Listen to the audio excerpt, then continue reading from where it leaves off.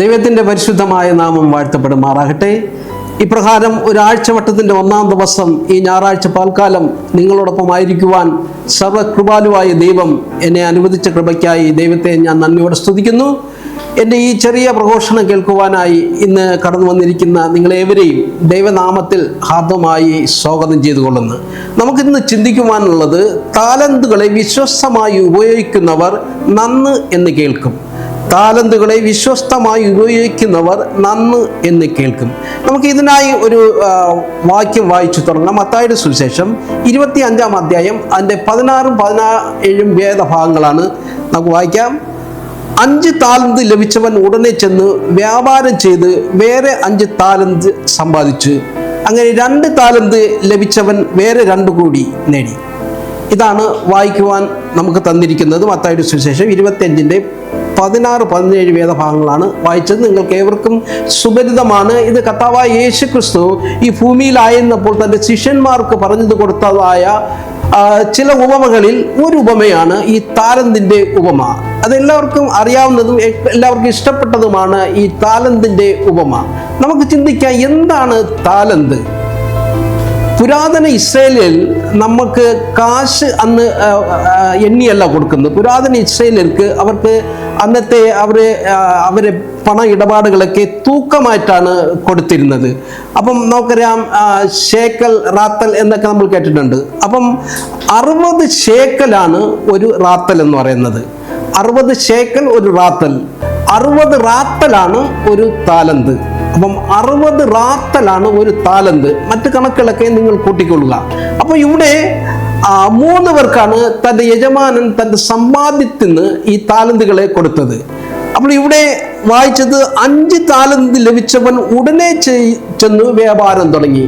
അവൻ കർത്താവായ യേശു ക്രിസ്തു അല്ലെങ്കിൽ തൻ്റെ യജമാനൻ പറഞ്ഞത് അവിടെ അല്പം പോലും ചിന്തിക്കുവാൻ അവൻ ഇടം കൊടുത്തില്ല. അവൻ ഉടനെ പോയി. ഇവിടെ അങ്ങനെയാണ് പറഞ്ഞത്, ഉടനെ ചെന്ന് വ്യാപാരം ചെയ്തെന്നാണ് പറയുന്നത്.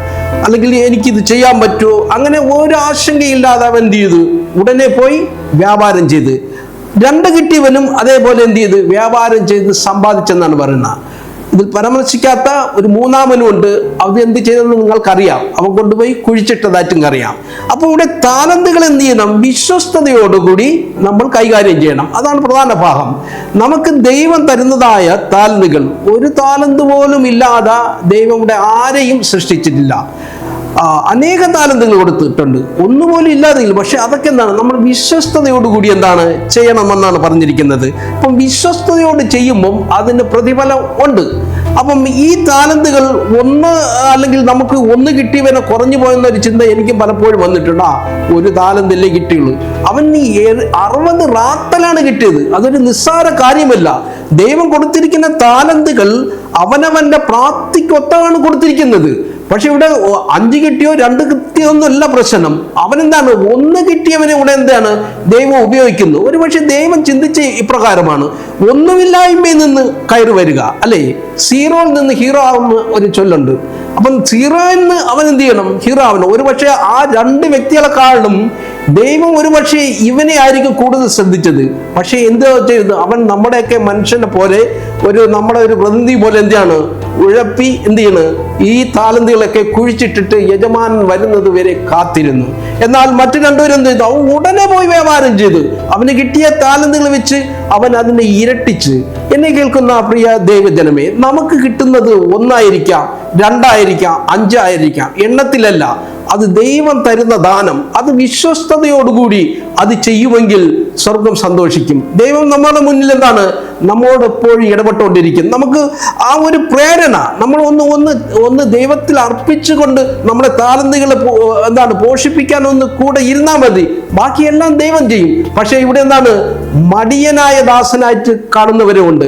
ആ മടി പിടിച്ചിരിക്കാതെ 5 കിട്ടിയവൻ പെട്ടെന്ന് ഉടൻ പോയി ചെയ്തതുപോലെ, 2 കിട്ടിയവൻ ഇരട്ടിച്ചതുപോലെ നമ്മൾ എന്ത് ചെയ്യണം? ദൈവം തരുന്നതായ താലന്തുകൾ നമ്മൾ തക്കത്തിൽ ഉപയോഗിക്കണം. അതെന്തെന്ന് കൊണ്ടെന്നാൽ ദൈവം നമ്മളെ തൻ്റെ രക്തം കൊണ്ട് ഇവിടെ എന്താണ് മോചനദ്രവ്യം ചെയ്തിരിക്കുകയാണ്. തൻ്റെ രക്തം ചിന്തിയാണ് അവൻ നമ്മളെന്താണ് വീണ്ടെടുത്തിരിക്കുന്നത്. നമുക്ക് തന്ന താലന്തുകൾക്കെയും വലിയ ഒരു അനുഭവം ദൈവത്തിനുണ്ട്, കർത്താവായ യേശു ക്രിസ്തുവിനുണ്ട്. അത് ചെറുതൊന്നും വലുതൊന്നുമല്ല. അവ അനുഭവിച്ച് നമുക്ക് വേണ്ടി താലന്തുകളെ നൽകിയപ്പോൾ അനുഭവിച്ചതായ വേദനകളൊക്കെ വളരെ വലുതാണ്. അതുകൊണ്ട് ആ യജമാനൻ തിരിച്ചു വരുമ്പോൾ നമ്മോട് ചോദിക്കുന്ന ഒരു ചോദ്യമുണ്ട്: ഞാൻ തന്ന താലന്തുകൾ നീ വിശ്വസ്തയോടെ ഉപയോഗിച്ചോ? 5 കിട്ടിയവനും 2 കിട്ടിയവനും പറഞ്ഞ് ഞങ്ങൾ അതിനെ ഇരട്ടിയാക്കിയപ്പോൾ ദൈവം അവനെ വിളിച്ചതായ ഒരു വാക്യം നമുക്ക് എവർക്കും അറിയല്ലേ? നല്ലവനും വിശ്വസ്തനുമായ ദാസനേ. ആ വിളി കേൾക്കാൻ നമ്മൾ കാതോർത്തിരിക്കല്ലേ? ദൈവം നമ്മോട് വിളിക്കുന്നത് നല്ലവനും വിശ്വസ്തനുമായ ദാസനെ എന്ന്. ആ വിശ്വസ്തതയാണ് നമുക്ക് ആവശ്യം. ദൈവം തരുന്നതായ താലന്തുകൾ വിശ്വസ്തയോടുകൂടി ഉപയോഗിക്കണം. എന്നാൽ ദുഷ്ടനും മടിയനുമായ ദാസൻ എന്നാണ്. ഒരു താലന്ത് കിട്ടിയവൻ അവൻ കുഴിച്ചു മൂടിയിട്ട് യജമാനൻ വന്നപ്പോൾ അവൻ കൈമലർത്തി കാണിച്ച്, എനിക്കൊന്നും ചെയ്യാൻ പറ്റില്ല, ഞാൻ ഇതാ കുഴിച്ചിട്ടിരിക്കുന്നു. അപ്പോൾ എന്നെ കേൾക്കുന്ന പ്രിയ ദേവൻ, നമുക്ക് കിട്ടുന്നതായ ഓരോ താലന്തുകളും അത് വിശ്വസ്തയോടും ഏറ്റവും പരിപാലനമായി ഉപയോഗിക്കുക. പ്രസംഗിക്കാനുള്ള കഴിവുകൾ ഉണ്ടായിരിക്കാം, പാടാനുള്ള കഴിവുകൾ ഉണ്ടായിരിക്കാം, നമ്മൾ ഇനി ആരെങ്കിലും കേട്ടാൽ എന്തായിരിക്കും എന്നൊക്കെ പറഞ്ഞെന്താണ് നമ്മൾ പലപ്പോഴും അത് നമ്മളെ താലന്തുകളെ, നമ്മളെ കഴിവുകളെ മൂടിയിരുന്ന ഒരു അവസ്ഥയുണ്ട്. അതിനെല്ലാം നമ്മൾ എന്ത് ചെയ്യണം? മുന്നോട്ട് വരണം. നമ്മളെ താലന്തുകൾ കുഴിച്ചിട്ടിട്ടുണ്ടെങ്കിൽ അതെല്ലാം പൊടി തട്ടി എടുക്കേണ്ട കാലത്താണ് നമ്മൾ ഇന്ന് ആയിരിക്കുന്നത്. അതുകൊണ്ട് നമുക്ക് ഈ പാർക്കാലം ഒരു തീരുമാനം എടുത്തു പോകാം. ദൈവം തന്നിരിക്കുന്ന താലന്തുകളുടെ എണ്ണമല്ല ഇവിടെ ആവശ്യം. അത് 1 ആയിരുന്നാലും 2 ആയിരുന്നാലും 5 ആയിരുന്നാലും അത് വിശ്വസ്തയോട് ഉപയോഗിക്കുവാൻ ദൈവം നമ്മളെ ശക്തീകരിക്കട്ടെ, ബലപ്പെടുത്തട്ടെ. അതിനായിരിക്കാം നമ്മുടെ ഓരോരുത്തരെയും പ്രാർത്ഥന. നമുക്കൊരു നിമിഷം കണ്ണുകൾ അടയ്ക്കാം, പ്രാർത്ഥിക്കാം. മഹോന്നതങ്ങളിൽ അധിവാസം ചെയ്യുന്ന സ്വർഗീയ വാഴ്ത്തപ്പെട്ട നല്ല പിതാവേ, ഞങ്ങൾ ഈ പൽക്കാലം അങ്ങയുടെ സന്നിധിയിൽ കടന്നു വരുന്ന കർത്താവേ, കേട്ട വചനം പോലെ കർത്താവേ, അടിയങ്ങൾക്ക് തന്നിരിക്കുന്ന താലന്തുകൾ ദൈവമേ, അതിൽ എണ്ണത്തിലല്ല കാര്യം. ഞങ്ങൾക്ക് ഒന്ന് തന്നാലും അത് ഇരട്ടിയാക്കുവാനുള്ള ബുദ്ധി, ജ്ഞാനം, അറിവും ഞങ്ങൾക്ക് തരുമാറാകണമെന്ന് ആ താലന്തുകൾ വെച്ച് അങ്ങയുടെ നാമമഹത്വത്തിനായി ഞങ്ങൾ ജീവിക്കാൻ ഇടവരണം.